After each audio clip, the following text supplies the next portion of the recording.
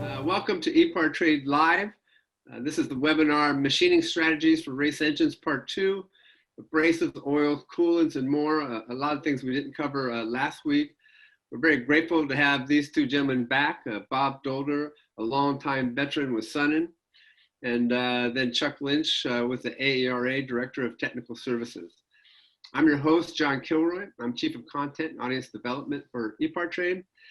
And this EPARTRADE Live thing is really been fun, and they've been insightful, they've been educational, and I really appreciate the cooperation and participation we've had from leading companies in the industry, such as Sunnen, and leading organizations such as the AERA. A few quick words about EPARTRADE. Basically, we started over 2 years ago as a way to source racing products and suppliers online. So quick, easy, very productive, right at your desk.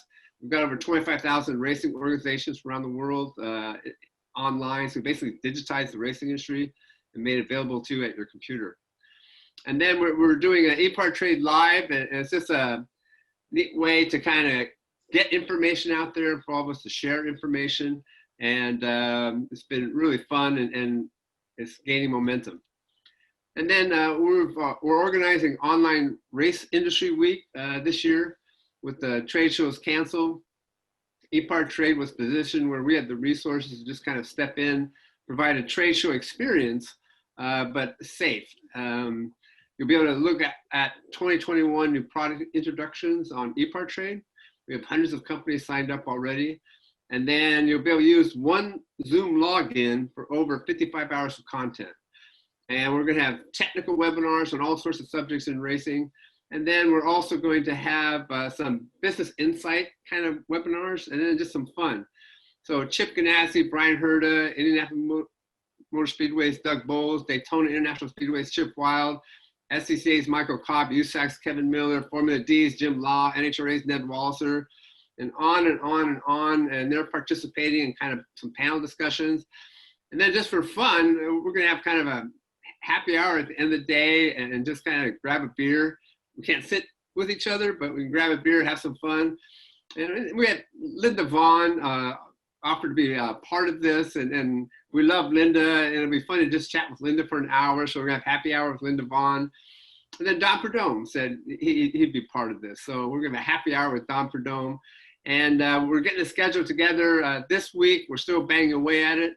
And we have one big announcement that's really in the works. We just got to get the press release approved. And we have one more big announcement to make. So one Zoom login takes care of all the content for Online Race Industry Week. Do us a favor, if you like the idea, register earlier rather than later, because we want to get an idea how many people are going to be participating. The theme is all together now. If we all want this annual gathering, we'll get it. We'll have it November 30th through December 4th. Quick kind of housekeeping notes, all the webinar attendees are on mute the entire time and not in video, so we don't have any distractions. And we want your questions. So we have a sophisticated audience of professional race engine builders from across the United States and around the world. So go ahead and be specific and be detailed and be complicated. These guys can handle it. Just at the bottom of the Zoom screen, there's a chat option, and you can type in your questions there. So if you have a burning question right now about the subject matter, type it in now, and I'll get it to Bob and Chuck. So it's great to be working with Sunnen. And hello again to our longtime Sunnen friends, Bob and Wolf. I've known these guys for almost 30 years now. I've been to Sunnen. It's just a great company, just rock solid. And they've been rock solid for 100 years. So #1 name in honing, not just in the United States, but around the world. They have like 15 offices around the world. So it's an extraordinary company. And then it's not just a leading company in machining, but a leading company in the race industry. So at the PRI show, they've been running the engine charity Sweepstakes for years now. And a lot of money went to the Petty Family's Victory Junction Gang Camp for Kids as a result. So it's great to have Sunnen here as part of EPARTRADE Live. Great to have Bob Dolder here. He's been in the engine rebuilding industry for 48 years. In the course of his career, he's been a parts counterman, worked in the machine shop, taught at a community college, sold machine shop equipment, and has presented numerous seminars and workshops on his own. And he spent the last 21 years of his career working for Sunnen Products Company. So it's great to have Bob here. He's retired, but he comes back to do consulting work, and we're glad we can call upon his expertise. And Chuck Lynch has been in the automotive aftermarket for over 30 years. He served in the United States Marine Corps as a service repairman with General Support Maintenance Company, where we rebuilt engines, transmissions, and rotating electric components for fleet service. After leaving duty service, he spent 20 years in production engine rebuilding segment with Jasper engines and transmissions. And now he's at AERA, but he's been with Rottler as well and Molly Cleavite. So here's kind of my starting question. Bob, I'll start with you. Just to kind of frame it up at the beginning, and we have race engine builders, so they kind of know everything, but we hope that there's one or two or three or four nuggets of information that they didn't know. And just, that's all it takes was an hour to make the whole thing worthwhile. So if you could frame it up for me, the idea of abrasives, oils, and coolants, how important is that subject to a race engine builder, Bob? Without a shadow of a doubt, it's very, very important with all the rings that are going to go up against that cylinder and need to seat correctly. All those things are very, very important. If you have the wrong abrasives, I don't care what machine you have or what tool you have in it, it's not going to work right. And again, they all play a role together. With whether or not you're using coolant or oil, whether or not you're using a standard conventional abrasive, silicon carbide, aluminum oxide, boron, or diamond, all those things play a role in how that is going to finish. And remember, when you're doing the finish, that is the final product. That's it. You're not going to do any machining over the top of a honing process.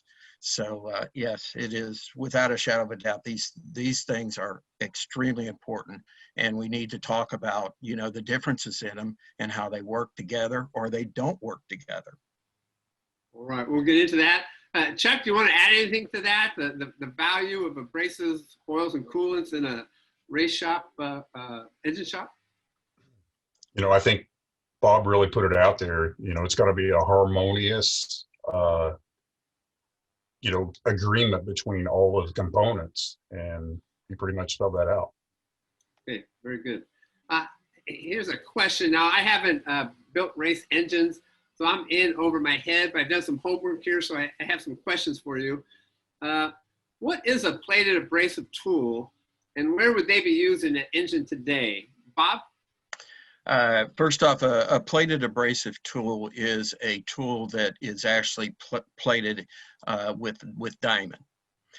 And you don't put it in a holder like you would in a normal tool that we would use in a honing process. It is designed to be basically a single pass tool, meaning that we set a size and then we can use it multiple times. It's very, very important that the lubricity is there because of this tool, and you don't take a lot of material with this tool either. If you take too much material, you run the risk of sticking the tool and causing some damage. Now, where they would be used is in most of our racing engines today, or in a lot of racing engines today, I should say, not most of them, but some of them, is we use it in the valve guide. And Sunnen makes what we call an A tool for that. Now that tool is in fact adjustable, but once it's set to size, you do not want to disturb it unless the abrasive is starting to wear down. And if that abrasive starts to wear down a little bit, then you can adjust it up. One thing about it's called an A tool at Sunnen that we do is there are a lot of people out there that actually will make a plated tool, but Sunnen pretty much preconditions that tool, because when you put just diamond on the tool, it's very, very abrasive and it can cause a lot of tearing motion, as versus to plating that tool and conditioning it prior to. And we also recommend after the tool is in your hands that it does not hurt to go through and condition it a little bit more before you begin the process. Now, there is one other place that I can tell you that that type of tool is used, and that's in the crank tunnel and the cam tunnel of the internal combustion engine. That's used in production. It's normally that is not used in a setting like we're talking about here. Now, those tools, in fact, take a lot of pressure and a lot of horsepower. So they go down the line and basically they're hit with two tools, and it's driven with 65 horsepower of motor to drive that tool. And it's done very quickly with a matter of seconds. Those are the couple places where a plated tool is used, and a little bit of knowledge about a plated tool. That's awesome. Chuck, did you want to add to that? No, I think it's well covered. I've actually worked with Bob in the past on the single pass tools for valve guides and so forth. So I think he said everything to be said. Very cool. And another question, describe the different types of mineral oils and where they would be used. And I'll switch it around and start with Chuck this time. The mineral oils, this is definitely in Bob's wheelhouse, but they are also used in whether you're using a diamond or a CBN abrasive or vitrified. Oftentimes you see people use synthetic coolants when they're using diamond or CBN, but they can be used in both applications. Bob, you want to expand on? Yeah, sure, Chuck. First off, mineral oils, again, even in a diamond application, you can use mineral oil. Mineral oils, in the case of Sunnen, we use extreme high pressure additives in those oils. Now, let me give you just a little example of what that means. We were in a plant that makes connecting rods in Mexico, and that particular plant was having all kinds of difficulty with losing the time that it takes to do it was taking a longer amount of time, and the fact that they were having difficulty with the tools wearing out quickly. And all we did was we went in there and we just added our concentrated version to their oil. Their cycle times picked up almost double, or I should say half the time that it took with using that additive. You know, the extreme high pressure additives are very, very important. And like I say, we spend a lot of time and effort to make sure that those additives are correct for the application. So our abrasives will work together with them and work correctly. To expand upon a little bit about the coolants, we use, you know, a lot of different rust inhibitors and things of that nature, more so than what you know, you may buy at a less expensive price. The other thing is the fact that that both the oils and the coolant will last a lot longer when you buy a higher quality. And you know, it's all down to price. Well, you pay more in the price if in fact you're using a cheaper coolant, because you got to use more of it and change it more often. I would again highly recommend that you look into those factors, and then per the application, you know, Sunnen will always recommend what oil to use or what coolant to use in that application. Okay. And then how do you keep track of changing it and keeping the coolant so it's actually working and it's not just disintegrating away? Well, as far as changing it goes, you know, you want to check and make sure that you've got an excellent, the best that you can put a filtration system in. Make sure that filtration system is good. One of the things that I've always said to all my customers out there is, you know, there's a paper filter magnetic filtration system that costs a lot of money. I mean, they're not cheap. You can spend anywhere from $4,000 or $5,000 on one of those, clear up to $20,000 or $30,000 on that type of filtration system. Now, in the case of a lot of folks that are listening right now, one of the things that I would suggest is I always tell my guys when I was out there making calls on them, I said, look, you can get a poor man's version of this. And this is the way it works. All right. First off, make sure you got good filters. And secondly, there is a paper bed filter that you can lay over the top of your screen that can catch a lot of the debris. And the third thing is, I always tell them, I say, you know, take some magnets and put underneath that to pick those magnetic pieces up, and that will keep your filters a lot cleaner. So again, that would be the poor man's version, but it works, and it works quite well. Okay, another question. When cylinder honing, a lot of machine shops still use older honing machines.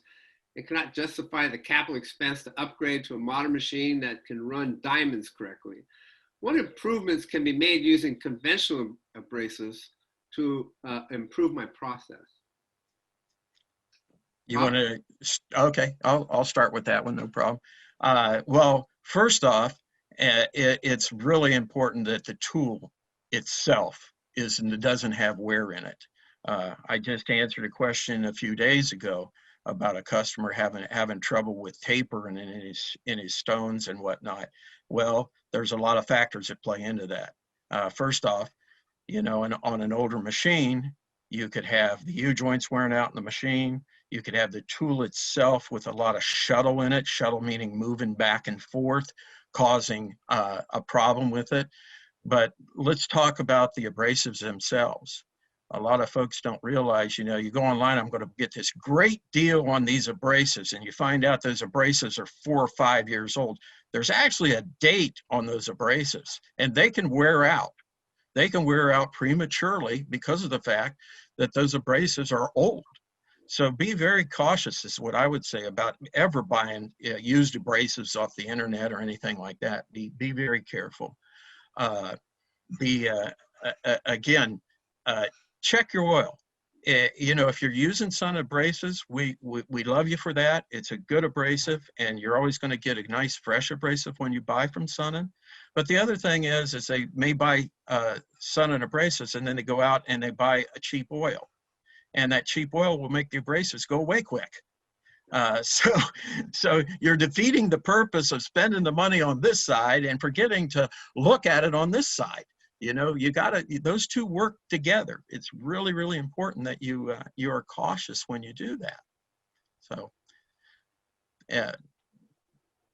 anyway, anything to add there, Chuck? Yeah, just to that point, you know, the chemistry of the oil may attack the bond. So then, you know, if that abrasive appears to be that it's just fine out of the box, again, where is that bond in its life? So stuff does have a shelf life, and the chemistry of the oil may not be compatible. Yeah. Okay. We're getting some questions from chat. So again, open up the chat option and you can type in a question. I'll keep an eye open for them. Some of them seem to be more about race engines that we've gotten versus the machining of them. One question is, are we discussing 2- and 4-stroke engines? I assume it goes to both 2-stroke and 4-stroke, right? Sure. Yeah. And then somebody asked, thanks for the webinar. When should I use 15 weight 60 in my race engine? And when should I use 1060 in my race engine? What technical aspects should guide my engine oil, viscosity, grade choice? So it seems a little bit off topic, huh? Well, but we can quickly answer that. And we did discuss this a little bit last week. Speed, right. Engine speed, you know, and how long is it going to be at maximum duty cycle, things of that nature. So if you get more specifically on engine or motor oil, those topics are directly correlated. So the weight of your oil, and, you know, if you want to use a synthetic, how long is it going to be at that temperature? There are some advantageous properties of synthetic and high temperature. You see it in the pro racing world. But again, what's your desired oil clearance that you intend to run, and then the oil has to match that oil clearance. Yeah, that makes sense. Yeah. And then another question, which is better for an old racing engine from the 80s, mineral, synthetic, or semi-synthetic oil? Chuck, any thoughts there? So the older engines, depending on the seals and so forth that you put in there, as far as surface finishes, clearances, whatnot, if you're building a new engine, then you can probably build it to the later oil technologies. If you're just wanting to use something in an older engine that's, hey, I've got a muscle car and I get it out periodically, do I want to mix things up by switching to a synthetic when it was a mineral oil? Again, clearances, what kind of seals and so forth were in there, because some of the old elastomers, rubber type products, don't like some of the additive packages that's really stabilized in more modern engines where they use elastomers or rubber type products that are pretty much impervious to anything they come in contact with. And I think the E85 movement drove a bunch of that, and synthetic oils used across the board. And then the fact that there's hundreds of badges of oils out there. So the sealing side of it, they had to go to the extreme and make sure that the rubber seals can stand up to whatever oil it sees. Very good. Get back to machining. When line honing a bimetal crankshaft bore, what abrasives should be used, and would you change the process? Yeah. First off, if you're doing bimetal, it depends. Is it aluminum, or is it and a steel cap, or is it aluminum and an iron powder cap?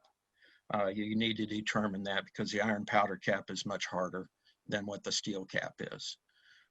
What I would do first off is I would in fact change the abrasive. We use in our normal mandrels at Sunnen, we use 150 grit, and we use what we call a 9 hardness. And the 9 hardness is on the higher scale. And the reason for it is because you're coming in and out of a hole, and every time you do that, you resharpen the abrasives on the other end. So you need to be careful with that. So that's why we use so much harder stone. Now, on a bimetal product, what we need to do is we need to reduce that. We need to come down to a 280 grit, a little bit finer finish, and we need to also bring our hardness factor down some. Now, it's going to shear more, but there's less risk then of going in there into that aluminum and causing it to be egg-shaped. And that's the big key, is we need to be careful with that so we get a round hole. Now, 2 other ways that we can do that by changing the process. First off, we want to go and we want to take and move the abrasives so they're actually, rather than 0 on the abrasives and 0 on the guide shoes, we want those abrasives to start out higher. Because of the way the tool is in fact designed, which is a 7-degree negative offset. So we want to push that abrasive into the harder part, or that could become out around a lot harder. And to do it, we can start off at 10 thousandths of erasing that abrasives, and we could go all the way up to 30 thousandths of erasing that abrasive until we know that in fact it is acting correctly. Okay. One other thing that we ran into several years ago was when they came out with the aluminum block. It was actually some of the first LS9 motors that had iron powder caps on them. They were very difficult to do, and we seemed to try just about everything. We switched the abrasives, we switched the guide shoes to a bronze guide shoe as opposed to the standard guide shoe that we use, and nothing seemed to be working right until we just ready to throw our hands up and say we can't do it.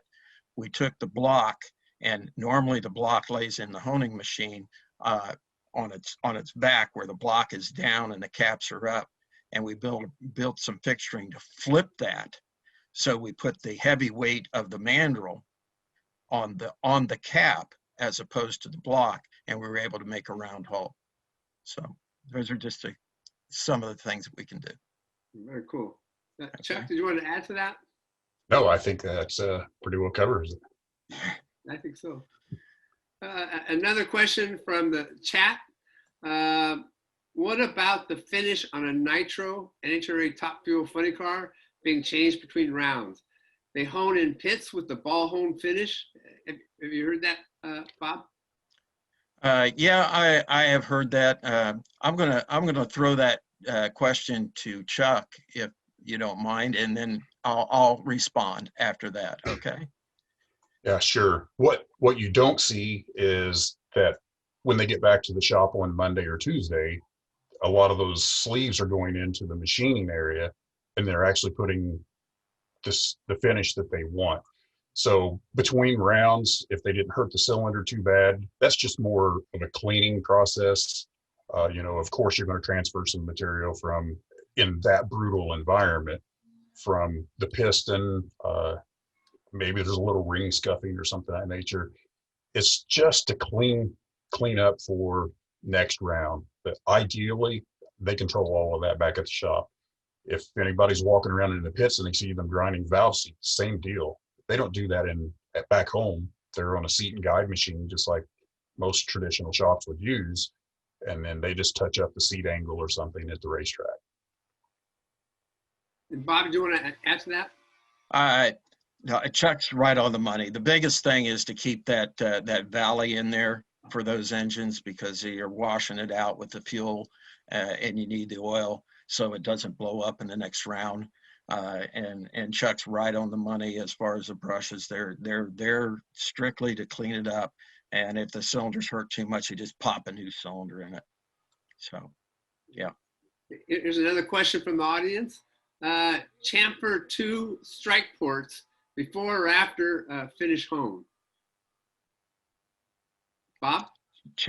On the two-stroke engines, the inlet ports, yeah, you definitely want to give yourself clearance on going in, because if you're hitting those sharp edges, interrupted cut, you can do a lot of damage to your honing and abrasive, the tooling itself. So ideally, deburr as much prior, been my experience. Yeah, I would only add to that if you're doing a cylinder like that, there is abrasives that we make at Sunnen where you basically build a bridge across that. And there are two abrasives close together so they don't go in and out of that hole and break the abrasive. But the chamfering absolutely could not agree with Chuck more on that. You need to chamfer prior to honing. Okay. And then what are things to remember when honing aluminum, pistons, rods, etc., abrasive types and coolants? Bob? The important thing to remember with that is the fact that aluminum is a soft metal, and you can use either aluminum oxide as an abrasive, or you can use a silicon carbide. Generally speaking, we're going to use a softer bond. And what's really, really important in the case of honing any type of aluminum is we do not use a lot of pressure. We keep the feed pressure down. We're taking minimum amounts off. We need to make sure, again, that the oil is correct. Okay, we want to flush it. And we always want to make sure that we have the correct hardness, because what will happen is the stone will have a tendency, and you'll see the aluminum starting to fill in the stone, and all of a sudden the stone's not working anymore. So need to be very, very cautious with that. You can make a real mess by not having the right stone, the right oil, the right feed pressure, the right speed. All those things again come into play. Chuck, just want to check with you. Anything to add? No, I think really speaks to it. The alloy of the aluminum, I think that you definitely have to know what you're working on and get some experience with it. Take a look at a piston, hypoeutectic, eutectic, hypereutectic, the silicon content that can actually act much different. So just know what product you're working on. Okay. Yeah. Is there an error that you guys have seen over and over again in race engine building when it comes to abrasive oils and coolants? Like, what have you seen out there and just kind of like, oh no, stop doing that? Yeah, run into that quite often, especially first off, you know, if a customer tells me he's having a problem and I'm actually in there, I always carried a profilometer with me. And the first thing I did was check it and say, oh my God, you know, they're telling me, well, yeah, I mean, I honed out 1/1000 with 400 grit. And I said, well, you destroyed everything you created to begin with. You know? And you can tell that obviously when you put a profilometer on it. That's most of the time that the things that you run into is wrong oil. Again, all the factors that play into it, including the tools. You got to be careful and make sure that you're making the correct choices there. And again, you know, Sunnen has a technical line, just like Chuck and his technical line. If you run into a problem, that's what we're here for. We're here to help you. Okay. Chuck, when it comes to abrasives, oils, and coolants in the machining process, have you seen kind of errors occur out there that you just want to stop it? I think the underestimation of cleanliness, the filtration, the impact of, and you know, where it doesn't just happen overnight. So a lot of times we're trying to correct things that took a while to build up. So that's probably the biggest issue. You can really chase yourself trying to fix those type of issues. But you know, with what Bob led in with the cleanliness and filtration, you know, does your filter system have a pressure differential gauge? Are you buying good quality filters? Because think about it, if you're not, that's a variable that you're picking up that oil and you're blasting that abrasive back into your controlled surface. So as you're honing, you can, okay, why is my surface finish all over the place? I'm doing what I'm being told to do, but my surface finish is all over the place. Have a profilometer and really pay attention to filtration, quality of your oil, or if you're using synthetics or something of that nature, your refractometer. What we tend to do often, speaking from experience, is, oh, well, the volume of my coolant's down, so I'm going to add the coolant plus water. Well, water evaporates, so you may get too high in your concentration of coolant to water, which can impact the performance. Bob could speak more to that. As you change the lubricity, how is it going to impact how the abrasive breaks loose from the bond? Again, now you're chasing your tail. So think about that it's not just as simple as, oh, I got the right part number abrasive, everything should be good. Yeah. And then, Bob, let's talk about Sunnen in particular when it comes to this subject matter. So when it comes to, you know, Sunnen's got the beautiful big machinery, but when it comes to everything else and abrasives and oils and coolants, is Sunnen kind of a one-stop shop for all that? Yeah, we've prided ourselves for years to basically to have everything that you need for honing. You know, we make our own abrasives, and there is just several different ways that we can make those abrasives. You know, we've got chemists that work for us that know what has to be done and where to put the bond levels at per the application. So many different applications. I know over the years, just going into the lab and just seeing piles and piles of different things that we tested and retested, and then something new comes out and we test it again, and to make sure that we are making the correct abrasives, and the chemists looking at those additives that we put in our different oils to make sure that they work correctly. Sunnen prides itself on that. And then we make the machine, we make the tooling, we make the abrasives, and we make a way to measure it. So those four things are important factors, and it's all under our control, under our house. That's great. And then is there anything new in this area from Sunnen that you just want to mention here as far as abrasives and oils and coolants? Anything new we should know about? There's new stuff every single day, John. I mean, you know, who's going to come up? Who's going to be the engineer that's going to come up with this fancy new material and tell us, oh, you got to hone this? And you know, we really are challenged every day, and that could be anywhere from medical equipment, which obviously is very important, to I mean, we hone gun rifles. It's a very big business of ours at Sunnen Products. And, you know, those are your precision guns that are used by by our armed forces. So they're very accurate. You know, the hunting process is done after the rifling. And again, and they're coming up with new materials in that as well. So it's every day. And the other thing that we really pride ourselves on is we right now are the only people in the world that I still know of that makes a machine that does lapping automatically. That's always been a process in the past where you would lap something by hand, and you know, you get carpal tunnel and all kinds of things from that. But we do in fact make a lapping machine for that. Very cool. And then Chuck, is there anything you've seen recently in the area of abrasives, oils, and coolants in the machining process that you thought was pretty cool you want to share here? I would say some of the challenges of powder metal products. I've done a presentation before on valve guides, and the interest in the ability to hone powder metal valve guides to oversizes or to whatever the standard dimension you're looking for. So those are some pretty interesting, we can't really call it an alloy, they're mixtures.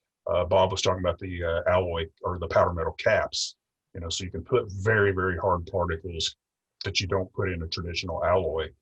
And so seeing that evolve, it's become very common in all types of cylinder heads. Since they're all aluminum, powder metal products are more what we have to deal with on a day-to-day basis. And then we have more questions kind of about what goes into a race engine. In a G-force transmission with 420 torque engine, what's the best oil for getting power in a NASCAR? Chuck, does that ring a bell with you? So those transmissions are much different than what we see in most transmissions. You know, the straight cut gears, floating input shafts, they do things like they've got oilers inside of the transmission for different areas that they know are high wear problems. So they don't run oils that are conventional to what we would run in, say, a non-G-force transmission. I hope that's what the question is, that it's more about the oil in the transmission itself. But it's drag. The same things that we used to be concerned about with engines. We do, you know, windage trays, look at ways for the return oil to not just pour back on the camshaft and get flung around. Similar concepts with the transmission as well. Put the oil the right amount at the right time at the right volume. So to make a play on what Lake Speed says all the time, couldn't be more correct. He says that often and it resonates, and that's what they're doing in transmissions. They even do that in differentials. Racing differentials actually have oil pumps inside of them, and they spray the oil where it needs to be. Okay. There's another question from the audience. Again, just go in the chat option at the bottom of the Zoom screen, type it in. The idea of a combo Sunnen and ball hone, there are guys who do both. What's your take, Bob? Well, if they're ball honing, you know, that's sort of like a brush operation. And there are guys out there that do it. Again, you know, everybody has, I want to say, you're like chefs. They got a different recipe. This works, don't tell nobody, and all of a sudden it's all over the place. You know, if it's working for you, and I've always told my customers this, they say, I'm doing this, this, and this, and I'm making this much horsepower. Well, great, then stick with it. Don't let me change your mind. You know, it's your recipe. You go ahead and you use that. If you like it, great. Now, if you want to change it around a little bit, we can talk about that. But yeah, I've always seen that, especially in race shops, because everybody's looking for that little can I get another half a horsepower, by doing this. And yeah, so that's how I would answer that question. Yeah. Chuck, anything to add? I agree. Keep two things in mind: repeatability and reproducibility. So will that yield a process that's repeatable and reproducible? That should be your goal every time. If someone has hit on something that works for them, like Bob said, stick with it. The nice thing about modern machines is they take the operator out of a lot of the equation when it's so many strokes, so much pressure, blah, blah, blah. You get into this, okay, I've been using this brush for 2 days, 6 months, 5 years. What about those variability that you've come in or brought into play? So again, is it reproducible? Is it repeatable? Very good. And I wanted to ask a kind of a big question about working with both your organizations, and I'll start with Bob. There's one concept of just buying the big machine, getting it in your shop and running it, and that's it, and that's kind of end of the relationship with the company. But I see Sunnen as kind of a real ally for a race engine builder. So once you buy machinery from Sunnen, you continue to rely on Sunnen either for the abrasives and coolants that we're talking about, maybe continued education. Sunnen will help you stay current. You bought the machine 5 years ago. There's something new today, and Sunnen will help keep you informed and up to date. Bob, can you explain Sunnen's process there? Well, very good question. Thank you. The biggest thing today is, there's a lot of our machines out there. They've been out there for obviously a number of years. Yeah, I've seen a million of them visiting race shops. Yeah. And people go and they buy a used machine, and then they have problems with it, and they want us to help them. We've always been very open to trying to help people in any way that we can there. We have lab technicians if it's a technical issue in your honing process. Those guys are usually can get back to you within a day or two and help you out with that. Now, as far as a problem with the machine itself, again, we have another group, our group that does the machine stuff and the machine repair, and they're willing to help you. Now, keep in mind though, some of those machines, like for example, some of the older machines, they still use, they use a DOS background, and it's, it was written years and years ago, and we all know about computers and what happens to that stuff. We try our best though to, help the customer at least be able to find it, even if we can't produce it anymore. And I just had a situation I can tell you about, where a customer has one of our older machines, and he was looking for a part. And so I went ahead and I emailed one of our key people out there at Sunnen, and I asked him, I says, can we still get this part? And he replied with no, but this is the spec on the part, and this is where you can get it.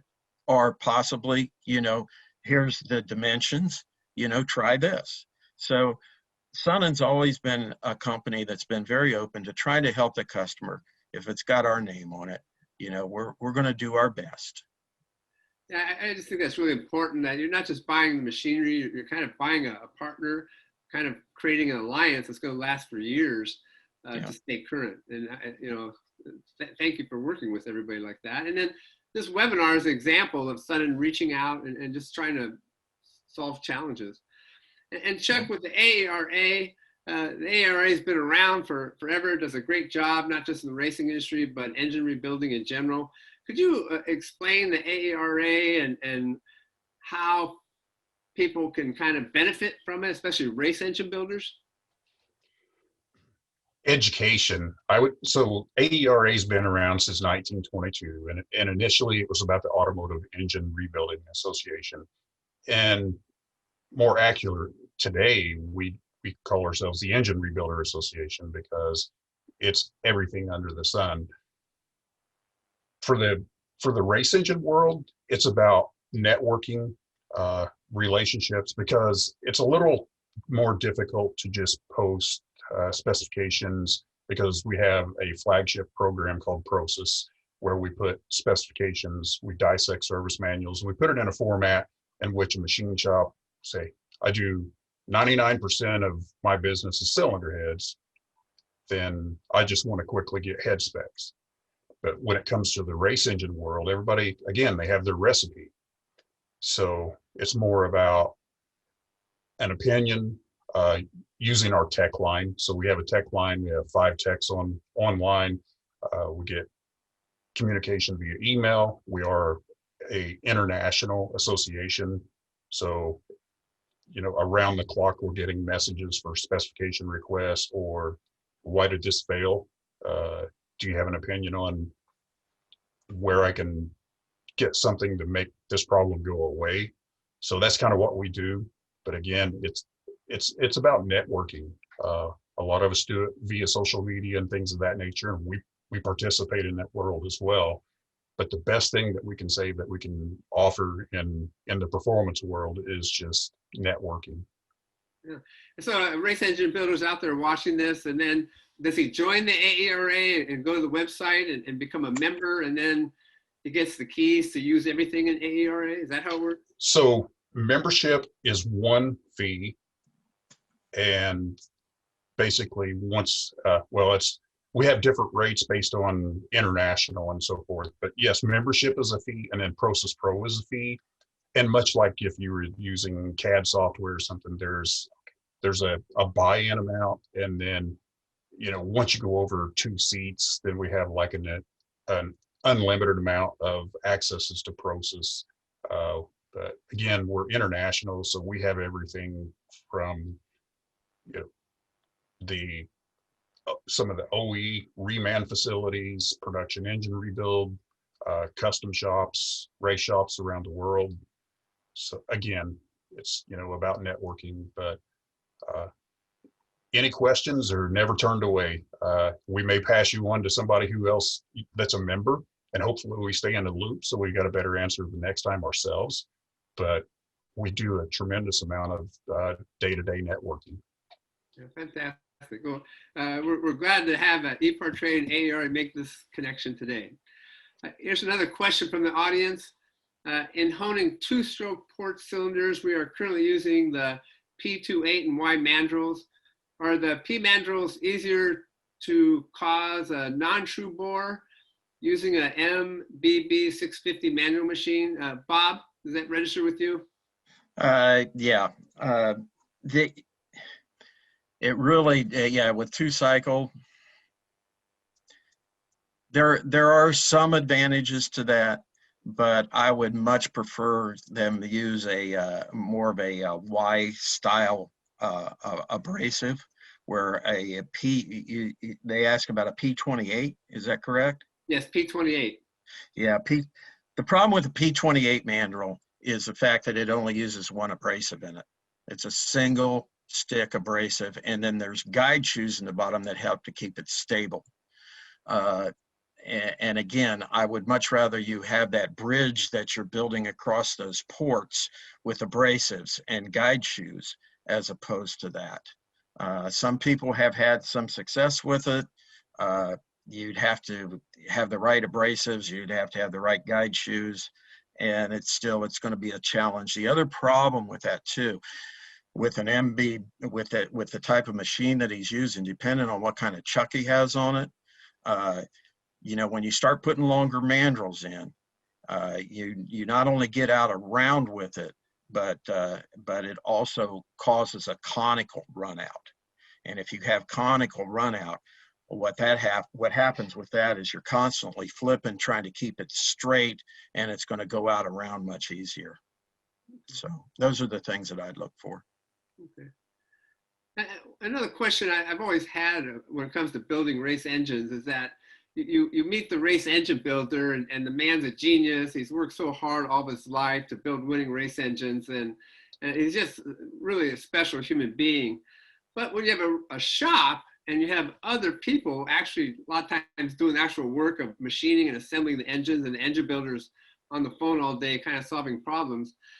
You have to get the people in the shop to really care as much as you do, the race engine builder, on getting things just exactly right. Because with the race engine, you just don't have any fudge factor there. And Bob, and I'll get to you too, Chuck. Bob, have you seen like best practices, like race engine builders who are just really good at having the whole shop really care as much as he does to get the engine right? Bob, what have you seen out there? Yeah, and I mean, you can relate that to any business today, not just that. You know, you really need to have everybody on the same team and everybody with the same kind of passion. That's, you know, hard to find today sometimes. You know, I've seen some shops that are like that, and you know, I've been in shops where you have you know, the person that is building that engine, and it's a do not disturb sign. Leave him alone. Yeah. I'm taking care of this, period. Okay. And then you have a person answering the phone. You know, everybody has their job and their place in that shop. And, you know, the thing that I love the most about race shops is the passion that these people have. I mean, they're not millionaires. They don't make the kind of money that, you know, that a doctor or a lawyer makes, obviously, but they have such a passion for their job and such a passion for what they do in building an engine. And it's all about, you know, the one shop I know I was in the one time, it was like they started the dyno up with a new race engine on it, and everybody was there. Everybody was getting the feeling, you know, and just little things like that, I think, are really, really important today. Yeah. Yeah, I agree. It has to start with the passion, because in racing, you just can't watch the clock. I mean, you just got to get it done and get it done right. Yeah. And Chuck, when it comes to the idea of, there's the great race engine builder, and he knows what to do, and he has the passion, but he has to get the whole shop kind of to have that passion. What have you seen in terms of best practices in managing such a thing? Well, to go back from that point a little bit, is if you're going to try to manage that, you have to look the part. And I think when that's how you recruit your customer, but it's also how you recruit your teammate. So if you have a shop that doesn't look like a race shop, it's disorganized and total disarray, that's not really motivating to your team. So you have to be that part. And that's how you get a team that is all pulling the rope in the same direction. If you don't have a good feel when you're in there, you're probably not going to put your best foot forward. Then it's all of a sudden it turns into a job instead of, you know, hey, let's huddle up, go for the long ball. You know, let's play the part. We're a performance team. Let's look performance. Then the management becomes easy. It's you know, it's difficult to herd chickens, and when there's a lot of chaos and people aren't happy, then that's kind of what you're dealing with. I have to fight a lot of fires. But if you're communicating well and we look the part and we invest in ourselves, then it goes much better. And you see all the teams that perform really well, they exhibit those traits. Where do you find a great new person to work in the machine shop? What's your best advice there? How do you identify the right guy to bring in and hopefully keep for years as he gets better and better? Chuck? I actually was recently listening to another podcast, and the question came out, and we recently talked about that in one of our podcasts. So we have an outreach with several schools, and either they recommend the engine certification that AERA has. So we have the engine professional program. So it's an online training machinist program. And again, so we have schools that use the curriculum or they recommend the curriculum. That definitely helps, because, you know, it's always about passion, initiative, stick-to-itiveness. So if people will follow through on that program, they're probably interested in the industry. if they complete it, they've got some stick-to-itiveness. Hey, they went to an automotive or some sort of technical school, so they have desire for our industry. So that's definitely putting the right foot forward, and we can help in regards to that. And again, I noticed one of our good friends mentioned something in the comments this morning that heads up one of these schools, and they're very well involved. So again, I think that's the greatest thing that we have going for us right now. That's how you can probably draw the people from different parts of the country, because it's a real challenge to find them in your neighborhood necessarily. You look at the guys that are on race teams and so forth, they're kind of from all over the country, but you have to make that known, right? Hey, we're out here, we need help. And we're trying to help assist in that platform. And Bob, in your years of experience, do you identify young guys, mostly they're guys, come in and right away, that guy's, he gets it, he's always going to get it, he's going to be great. And that guy over there, he doesn't get it. Where do you find those guys that get it? That's a darn good question. I mean, just being around and seeing the different types of passion again that these people have for the business. I know I taught at a community college for about 12 years part-time, and it was always interesting to see the groups of people that I got in those classes. You had the ones that just get in there so they can get their credit and graduate and get out, and then you had the ones that were really, really interested, and those were the young men and women, by the way, that would stick around after class and do an extra project, and you knew that they were headed for a good career in it. And I'll brag a little bit here and say that a lot of my ex-students ended up at different race shops, in particular here in Michigan, where I live. A lot of those people ended up at Roush Racing. So, and I knew just dealing with them and teaching them, it was like they got the passion, they got the desire. This is what they want to do. So, yeah. That's fantastic. Yeah. A long time ago, I was at a meeting with a group of young people and talking about opportunities in racing. And the idea of, if you walk into a race shop and you have questions of, well, what's your vacation policy here? What's your medical? That's not the guy. No. The guy who shows up and I'll sweep the floors, whatever it takes to get started, I'll do it. That's the guy. In racing, anyways. Yeah. Very, very true. Very true. We're getting to the end of an hour, and we try to keep these things to an hour so everybody can get back to work. Is there any final comment on the idea of machining strategies for race engines? And part two, we've talked about abrasives, coolants, that kind of thing. Any other things to add, Bob, that we haven't talked about? Well, one thing that I'd just like to touch on real quick is, there's a lot of question out there today versus CBN versus diamond. And why should I not use diamond? Why should I use CBN or vice versa? I'd just like to touch on that real quick. First off, diamond, whether it's man-made or it's mined diamond, is carbon. That's what it's made out of. Okay, where CBN is basically made out of borzine. Or borzon, I'm sorry, mispronounced it. There is a hardness scale for it. It's a Knoop, I spell it, it's K-N-O-O-P hardness.